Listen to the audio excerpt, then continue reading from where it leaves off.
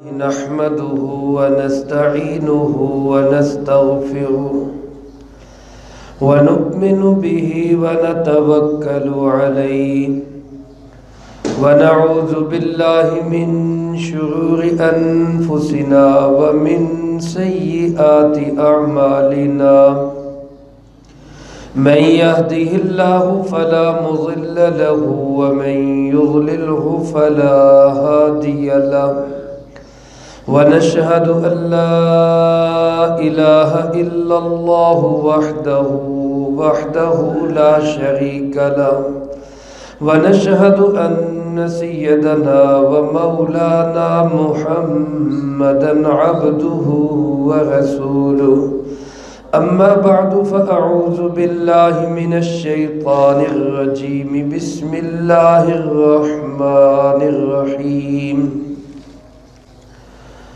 لقد جاءكم رسول من أنفسكم عزيز عليه ما عنتم حريص عليكم بالمؤمنين رؤوف رحيم فإن تولوا فقل حسبي الله لا إله إلا هو عليه توكلت وهو رب العرش العظيم وقال رسول الله صلى الله عليه وسلم لا يؤمن أحدكم حتى أكون أحب إليه من والده وولده والناس أجمعين وقال رسول الله صلى الله عليه وسلم من أحب سنتي فقد أحبني ومن أحبني كان معي في الجنة أو كما قال عليه الصلاة والسلام صدق الله مولانا العظيم وصدق رسوله النبي الكريم ونحن على ذلك لمن الشاهدين والشاكرين والحمد لله رب العالمين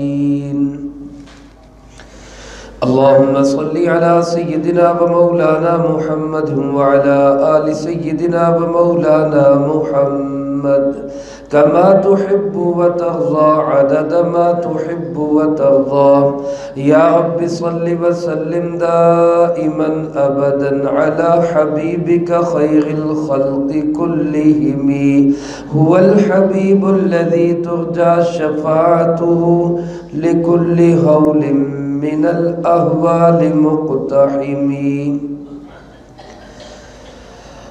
قدم قدم پہ برکت نفس نفس پہ رحمت جہاں جہاں سے وہ شفیع آسیاں گزر گیا جہاں نظر نہیں پڑی وہاں ہے رات آج تک وہیں وہیں سحر ہوئی جہاں جہاں گزر گیا ہو لاکھوں سلام اس آقا پر بت لاکھوں جس نے توڑ دیے دنیا کو دیا پیغام سکون طوفانوں کے رخ موڑ دیے اس محسن اعظم نے کیا کیا نہ دیا انسانوں کو دستور دیا منشور دیا کچھ راہیں دی کچھ موڑ دیے تمام احباب محبت کے ساتھ درود پاک پڑھیں اللهم صل على محمد وعلى آل محمد كما صليت على إبراهيم وعلى آل إبراهيم إنك حميد مجيد اللهم بارك على محمد وعلى آل محمد كما باركت على إبراهيم وعلى آل إبراهيم إنك حميد مجيد گرامی قدر سامعین واجب الاحترام معزز بزرگوں دوستوں بھائیوں عزیز طلبہ پیارے آقا جناب محمد کریم خاتم النبیین صلی اللہ علیہ وآلہ وسلم کی پاکیزہ مبارک سنہری سیرت طیبہ کے واقعات سلسلہ وار جمعۃ المبارک کے اس مختصر سے وقت میں آپ حضرات کے گوش گزار کیے جاتے ہیں اس تمنا آرزو اور دعا کے ساتھ اللہ مجھے آپ کو سب کو اپنے محبوب صلی اللہ علیہ وآلہ وسلم کی سچی پکی کامل اور حقیقی محبت نصیب فرمائے۔ آپ علیہ الصلوۃ والسلام کی حقیقی محبت یہ ہے کہ ہم آپ کی اتباع کریں۔ اللہ کے محبوب صلی اللہ علیہ وآلہ وسلم نے ارشاد فرمایا، من احب سنتی فقد احبنی، جس نے میری سنت سے پیار کیا حقیقت میں اس نے مجھ سے پیار کیا۔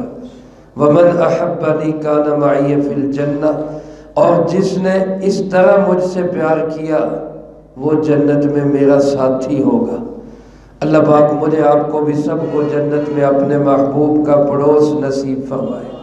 اے رب کریم شان کریمی کا واسطہ ہو جنت میں بھی نصیب رفاقت حضور کی۔ میرے محترم دوستو، سیرت طیبہ کے واقعات سنتے ہوئے ہم یہاں تک پہنچے کہ آپ علیہ الصلوۃ والسلام کا شق صدر ہوا۔ مفسرین کرام، محدثین اعظام، سیرت نگار، اللہ کی ان پر کروڑوں رحمتیں نازل ہوں، یہ حضرات لکھتے ہیں کہ آپ صلی اللہ علیہ وآلہ وسلم کا شق صدر زندگی میں 4 مرتبہ ہوا۔ 4 دفعہ آپ صلی اللہ علیہ وآلہ وسلم کا سینہ مبارک کھولا گیا، دل کو دھویا گیا اور پھر دل کو اپنی جگہ پر رکھ دیا گیا۔ ایسا آپ صلی اللہ علیہ وسلم کے ساتھ 4 مرتبہ ہوا ہے۔ پہلی مرتبہ جب آپ صلی اللہ علیہ وسلم کی عمر مبارک 4 برس تھی، تب آپ صلی اللہ علیہ وسلم کے ساتھ یہ ہوا، آپ حلیمہ سعدیہ کے گھر میں تھے، ان کی پرورش میں تھے، یعنی ان کے پاس رہا کرتے تھے۔ دوسری مرتبہ تب ہوا جب آپ صلی اللہ علیہ وسلم کی عمر مبارک 10 سال تھی۔ تیسری مرتبہ تب ہوا جب آپ صلی اللہ علیہ وآلہ وسلم پر وحی کا نزول شروع ہونے لگا بعثت کے وقت، جب آپ کی عمر مبارک تقریباً 40 برس تھی۔ اور چوتھی مرتبہ تب ہوا جب آپ صلی اللہ علیہ وآلہ وسلم سفر معراج پہ جانے لگے تھے۔ معراج پہ جانے سے پہلے بھی آپ کا شق صدر ہوا۔ یہ 4 شق صدر روایات سے ثابت ہے اور صحیح روایات سے ثابت ہے۔ جن حضرات کو اس کی صحت دیکھنی ہو وہ کتابوں سے مراجعت کر سکتے ہیں۔ حضرت مولانا ادریس کاندھلوی رحمۃ اللہ علیہ نے سیرت المصطفیٰ کے اندر ان روایات کو جمع کیا ہے، ان کے حوالے دیے ہیں۔ حضرت مولانا ادریس کاندھلوی رحمۃ اللہ علیہ لکھتے ہیں کہ آپ علیہ الصلوۃ والسلام سیدہ حلیمہ سعدیہ رضی اللہ تعالیٰ عنہ کی پرورش میں تھے، اپنے بہن بھائیوں کے ساتھ بکریاں چرانے کے لیے باہر گئے ہوئے تھے کہ اچانک سیدہ حلیمہ رضی اللہ تعالیٰ عنہ کا بیٹا دوڑتا ہوا آیا۔ اس نے آ کے بتایا کہ ہمارے ویر کو محمد صلی اللہ علیہ وسلم کو 2 آدمیوں نے پکڑ لیا ہے۔ سفید لباس میں 2 آدمی آئے اور انہوں نے پکڑ لیا ہے، آپ کو لٹا لیا ہے، آپ کا سینہ چاک کر رہے ہیں۔ ہم گھبراہٹ کے مارے دوڑے ہوئے آپ کے پاس آئے۔ سیدہ حلیمہ بھی گھر سے بھاگی، ان کے خاوند بھی بھاگے، جا کے دیکھا جنگل میں، وہاں آپ صلی اللہ علیہ وآلہ وسلم کھڑے تھے اور آپ کا چہرہ مبارک کا رنگ فق تھا، گھبراہٹ تھی۔ سیدہ حلیمہ نے سینے سے لگایا، پھر ان کے رضائی والد، آپ کے رضائی والد نے ان کو سینے سے لگایا اور آپ صلی اللہ علیہ وسلم کو لے کر گھر آ گئے۔ میرے محترم دوستو، یہ جو شق صدر ہوا اس کی حقیقت کیا ہے؟ مفسرین کرام، محدثین اعظام، سیرت نگار حضرات رحمہم اللہ تعالی، یہ حضرات لکھتے ہیں کہ واقعتاً آپ صلی اللہ علیہ وسلم کے سینہ مبارک کو کھولا گیا تھا۔ سینہ مبارک کو چاک کیا گیا، کھولا گیا، دل کو نکالا گیا، دھویا گیا۔ پہلی دفعہ جب آپ کا شق صدر ہوا تو فرشتوں نے دل کو نکال کر اس میں سے خون کے 2 جمے ہوئے لوتھڑے وہ نکال کے باہر پھینک دیے اور فرمایا کہ یہ ھذا حظ من الشیطان، یہ شیطان کا حصہ تھا۔ اور پھر دل کو آپ صلی اللہ علیہ وسلم کے دل مبارک کو برف سے دھویا، برف سے دل مبارک کو دھویا گیا۔ علماء نے اس سلسلے میں لکھا ہے کہ یہ حقیقت میں ہوا یہ سب کچھ، پھر دل کو اس کی جگہ پہ رکھ کے فٹ کر کے اوپر سینے کو سلائی بھی کر دیا گیا۔ ہمارے زمانے کے کچھ لوگوں نے بھی اور اس سے پہلے کے زمانے کے کچھ لوگوں نے بھی آپ صلی اللہ علیہ وسلم کا یہ جو معجزہ ہے شق صدر والا، اس کا انکار اس طرح کیا ہے کہ وہ کہتے ہیں کہ یہ سینہ مبارک کھولا نہیں گیا، نہ کوئی دھویا گیا، نہ کوئی ایسی بات ہے، بلکہ بس یہ کہہ لیں کہ شرح صدر ہو گیا۔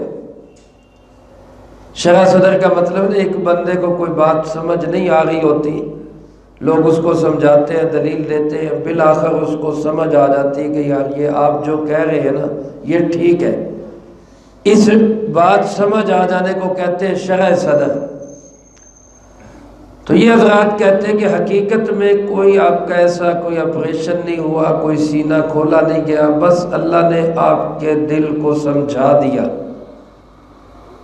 تو پہلی بات تو یہ کہ اگر صرف اتنی بات یہ ہے کہ شرح صدر ہو گیا، سینہ کھولا نہیں گیا، دل میں بات سمجھ آ گئی، تو اس میں آپ صلی اللہ علیہ وسلم کی کیا خصوصیت ہے؟ یہ تو ہر بندے کے لیے ہوتا ہے، اس میں پھر آپ کی تو کوئی خصوصیت نہیں رہتی۔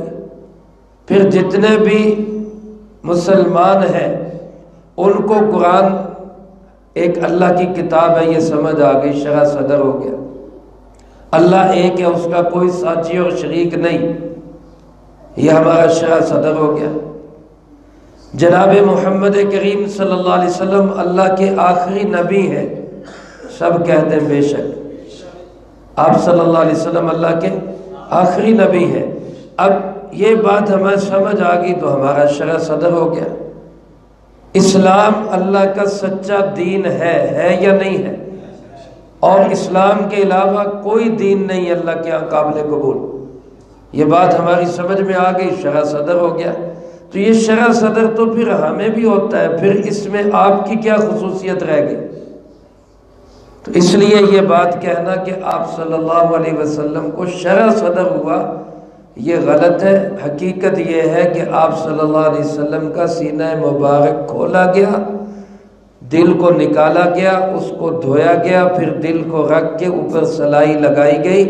یہ بات ایک حقیقت ہے اور آپ صلی اللہ علیہ وسلم کا معجزہ ہے، اس کو ایسے ہی تسلیم کرنا ضروری ہے، اس پہ ایمان لانا ضروری ہے۔ دوسری بات یہ کہ اگر یہ بات ایسے نہ ہوتی کہ سینہ مبارک کھولا نہ گیا ہوتا تو بعض روایات میں جس کا حوالہ میں پہلے نقل کر چکا ہوں، حضرت مولانا ادریس کاندھلوی رحمۃ اللہ علیہ کی سیرت المصطفیٰ میں بعض صحابہ کرام رضی اللہ تعالی مجمعین کی احادیث نقل کی گئی ہیں کہ وہ فرماتے ہیں کہ ہم نے آپ صلی اللہ علیہ وسلم کے سینہ مبارک پر سلائی کے نشان بھی دیکھے تھے۔ ٹانکے لگتے ہیں نا تو ٹانکوں کے نشان رہ جاتے ہیں بعض اوقات، صحابہ فرماتے ہیں ہم نے وہ سلائی کے نشان بھی آپ کے قلب مبارک پر دیکھے تھے، سینہ مبارک پر دیکھے تھے۔ تو اگر شرح صدر ہی ہے، اب بتاؤ میں نے آپ کو اتنی باتیں مثال کے طور پہ کہی، اللہ ایک ہے، حضور نبی کریم صلی اللہ علیہ وسلم آخری نبی ہے، ہمارا شرح صدر ہے یا نہیں ہے؟ شرح صدر ہے تو ہمارے سینے پہ بھی کوئی نشان لگا ہے، تو شرح صدر سے تو سینے پہ کوئی نشان نہیں لگتا۔ حقیقت یہ ہے کہ شق صدر ہوا تھا، سینہ مبارک کو کھولا گیا تھا۔ تو آئندہ کوئی بھی بندہ آپ کے سامنے یہ بات کہے کہ جناب شق صدر نہیں ہوا، تو اس کو کہے کہ یہ اللہ کے محبوب صلی اللہ علیہ وسلم کا معجزہ ہے، اور ہم آپ صلی اللہ علیہ وسلم کے معجزات پر ایمان رکھتے ہیں۔ اللہ پاک ہم سب کو یہ حقیقت ایمان نصیب فرمائے۔ دوسری بات کہ آپ کے سینہ مبارک کو کھول کر دل کو نکال کر برف سے دھویا گیا۔ یہ برف سے دھونے کا کیا مطلب ہے؟ تو علماء نے لکھا ہے کہ گناہ جو ہوتا ہے نا، گناہ کی تاثیر گرم ہے۔ گناہ کی تاثیر کیا ہے؟ گرم ہے، اس کے اندر حرارت ہے، آگ ہے اس کے اندر۔ جس طرح حرام مال خدا نخواستہ کوئی بندہ کھائے تو اس میں نجاست تو ہے ہی، حرام مال کے اندر حرارت بھی ہوتی ہے۔ قرآن کریم کے اندر اللہ رب العالمین نے سورۃ نساء میں فرمایا ان الذین یأکلون اموال الیتامی ظلما انما یأکلون فی بطونہم نارا، جو لوگ یتیموں کا مال ظلم کر کے کھاتے ہیں، یتیموں کے اوپر، یتیم کا ذکر خاص طور پہ، ورنہ کسی کا بھی مال ظلم کر کے کھانا وہ حرام ہے، لیکن یتیم کا ذکر خاص طور پہ اس لیے کیا کہ وہ تو بیچارہ اپنا دفاع بھی نہیں کر سکتا۔ تو فرمایا جو یتیموں کا مال کھاتے ہیں، ہڑپ کرتے ہیں، ظلماً اس کو ہتھیا لیتے ہیں، اللہ پاک فرماتے ہیں کہ وہ اپنے پیٹوں کے اندر آگ بھر رہے ہیں۔ حرام مال کو کیا فرمایا؟ آگ بھر رہے ہیں۔ اب بندہ حرام کمائی سے ایس کریم بھی کھائے، ایس کریم تو کیا ہوتی ہے؟ ٹھنڈی ہوتی ہے۔ حرام کمائی سے فالودہ بھی کھائے، حرام کمائی سے برف کا گولا بھی کھائے، تو اللہ پاک کیا فرما رہے ہیں؟ یہ پیٹ میں کیا ڈال رہا ہے؟ آگ۔ کیوں؟ کہ حرام کے اندر نجاست بھی ہے، حرارت بھی ہے۔ اسی طرح علماء نے لکھا ہے گناہ کے اندر گندگی تو ہے ہی، نجاست تو ہے ہی، گناہ کے کام میں اللہ کی نافرمانی تو ہے ہی، گناہوں کی تاثیر یہ ہوتی کہ گناہ گرم ہوتا ہے، اس میں حرارت ہوتی ہے۔ اسی لیے سرکار دو عالم صلی اللہ علیہ وآلہ وسلم کی دعاؤں میں ہمیں یہ دعا ملتی ہے، مسلم شریف میں ہے کہ آپ نماز کے اندر ثنا کے بعد یوں دعا کیا کرتے تھے، اللہم اغفر لی خطایای بالماء والبرد والثلج، اللہ میری، او کما قال علیہ السلام، اللہ میری غلطیوں، خطاؤں، لغزشوں، بھول چوک کو معاف کر دے، اس کو دھو دے، ان غلطیوں کوتاہیوں کو، اللہم اغسل خطایای، میری غلطیوں کوتاہیوں کو دھو دے۔ کس چیز سے؟ پانی کے ساتھ۔ اور پانی کس کا ہو؟ پانی ہو برف کا اور اولے کا، اولے جو برستے ہیں، اولوں کا پانی ہو، برف کا پانی ہو، اس سے میری غلطیوں کو دھو دے، تاکہ غلطیوں گناہوں کی جو گرم تاثیر ہے وہ بھی اس ٹھنڈے پانی سے وہ کیا ہو جائے؟ ختم ہو جائے۔ تو معلوم ہوا گناہوں کی تاثیر کیا ہے؟ گرم ہے، اور برف سے، اولے سے، ٹھنڈے پانی سے دھونا یہ اس گناہوں کی تاثیر کو ختم کر دیتا ہے۔ اسی حدیث کی بنیاد پر امام نسائی رحمۃ اللہ علیہ وہ فرماتے ہیں کہ گرم پانی کی بجائے ٹھنڈے پانی سے وضو اور غسل کرنا یہ زیادہ بہتر ہے، یہ زیادہ افضل ہے۔ کہ حدیث پاک میں آپ صلی اللہ علیہ وآلہ وسلم نے ارشاد فرمایا جب بندہ نماز کے لیے اٹھتا ہے تو وہاں کیا فرمایا گیا کہ اٹھو اور اس آگ کو بجھاؤ جس کو تم نے اپنے گناہوں کی وجہ سے جلا دیا۔ نماز کے لیے اٹھو اور اس آگ کو بجھاؤ جس کو تم نے اپنے گناہوں کی وجہ سے جلا رکھا ہے۔ اب وہ آگ بجھے گی کیسے؟ کہ جب فرمایا جا کے بندہ وضو کرتا ہے، ہاتھ دھوتا ہے تو ہاتھوں کے گناہ معاف، چہرہ دھوتا ہے تو آنکھوں کے گناہ معاف، زبان کے گناہ معاف، بازو دھوئے بازوؤں کے گناہ معاف، سر دھویا دماغ کے گناہ معاف، پاؤں دھوئے قدم جن گناہوں کی طرف چل کے گئے وہ گناہ معاف۔ تو گویا کہ بندہ جب وضو کرتا ہے تو گناہوں سے پاک صاف ہو جاتا ہے۔ تو اس لیے کہ پانی کی تاثیر ٹھنڈا کرنا ہے، گناہوں کی تاثیر گرم کرنا ہے۔ گناہ حرارت پیدا کرتا ہے، وضو اور غسل کا پانی اس گناہوں کی تاثیر کو ختم کر کے جسم کو ہلکا پھلکا کر دیتا ہے۔ اور یہی وجہ ہے کہ جب انسان کو غصہ آتا ہے، اور غصہ بڑی خطرناک اور خوفناک چیز ہے۔ ایک حدیث پاک میں رسول اللہ صلی اللہ علیہ وسلم سے ایک صحابی نے عرض کی، اللہ کے محبوب مجھے کوئی خاص عمل بتائیں جو میں عمل کیا کروں۔ صحابہ کرام عمل کے لیے سوال کیا کرتے تھے۔ آج ہمارے سوالات ہوتے صرف معلومات کے لیے، علم کے لیے، پتہ چل جائے علم کیا حاصل ہو جائے، ہمیں عمل کے لیے نہیں۔ حضرات صحابہ کرام رضی اللہ تعالیٰ عنہ مجمعین بہت کم سوال کرتے تھے، اور جو کرتے تھے وہ عمل کے لیے کرتے تھے۔ انہوں نے 3 دفعہ پوچھا مجھے کوئی عمل ارشاد فرما دے، آپ نے 3 دفعہ فرمایا غصہ نہ کیا کر، غصہ نہ کیا کر، غصہ نہ کیا کر، لا تغضب لا تغضب لا تغضب، غصہ نہ کیا کر۔ اور ایک حدیث پاک میں آپ صلی اللہ علیہ وسلم نے غصے کا علاج بتایا۔ غصے کا علاج کیا ارشاد فرمایا کہ انسان کھڑا ہے، غصہ آ گیا تو بیٹھ جائے، بیٹھا ہوا ہے غصہ آ گیا تو لیٹ جائے، کیونکہ غصہ ایک آگ ہے، اور آگ کا کام کیا ہوتا ہے؟ اوپر کو اٹھتی ہے۔ اس لیے آپ نے دیکھا ہوگا بندہ غصے کی حالت میں لیٹا ہوا ہو تو اٹھ کے بیٹھ جاتا ہے، بیٹھا ہوا ہو تو اٹھ کے کھڑا ہو جاتا ہے، کھڑا ہو تو مارنے کو دوڑتا ہے۔ آپ نے اس کے برعکس علاج بتایا کہ کھڑے ہو تو بیٹھ جاؤ، بیٹھے ہو تو لیٹ جاؤ، تاکہ یہ غصہ جو ہے تمہارا ٹھنڈا ہو۔ اور ساتھ ہی ایک علاج یہ بتایا کہ وضو کر لیا کرو، کہ یہ آگ بجھ جائے اور غصہ تمہارا کیا ہو جائے؟ ٹھنڈا ہو جائے۔ تو خلاصہ پوری بات کا یہ کہ گناہوں کی تاثیر ہے گرم۔ آپ صلی اللہ علیہ وسلم کے قلب مطہر میں وہ لوتھڑے نکال دیے گئے جو معصیت کا سبب بن سکتے تھے۔ اللہ کے محبوب معصوم ہے، گناہوں سے پاک ہے، آپ کے جسم سے وہ گویا کہ اثرات ہی ختم کر دیے گئے، اور دل کو برف سے دھو کر اس کو جو ہے واپس اپنی جگہ فٹ کر دیا گیا، زندگی بھر کبھی گناہ آپ کے قریب بھی نہ جائے۔ ایسے تھے ہمارے نبی حضرت محمد صلی اللہ علیہ وسلم۔ دوسری مرتبہ اچھا یہ جو شک صدر ہوا، حضرت حلیمہ آپ کو گھر میں لے آئی، پھر ان کو خطرہ ہوا کہ اس کے ساتھ، بچے کے ساتھ کوئی حادثہ نہ پیش آ جائے اور میرے اوپر الزام نہ آ جائے، تو انہوں نے سوچا کہ اس کو اس کی ماں کے حوالے کر دیا جائے۔ چنانچہ وہ حضور نبی کریم صلی اللہ علیہ وسلم کو لے کر آئی، اور آپ کو آپ کی والدہ ماجدہ سیدہ آمنہ سلام اللہ علیہا کے سپرد کر گئی۔ جب انہوں نے حضرت آمنہ کو یہ واقعہ بتایا رضی اللہ تعالیٰ عنہ، تو آپ حیران ہوں گے کہ حضرت آمنہ رضی اللہ تعالیٰ عنہ کو کوئی تعجب نہیں ہوا، اس واقعے کو سن کر کوئی خوف زدہ نہیں ہوئی، کوئی تعجب نہیں ہوا۔ کیوں؟ کہ حضرت آمنہ تو اس سے بڑے بڑے واقعات تب دیکھ چکی تھی جب آپ صلی اللہ علیہ وسلم آپ کے شکم مبارک میں تھے۔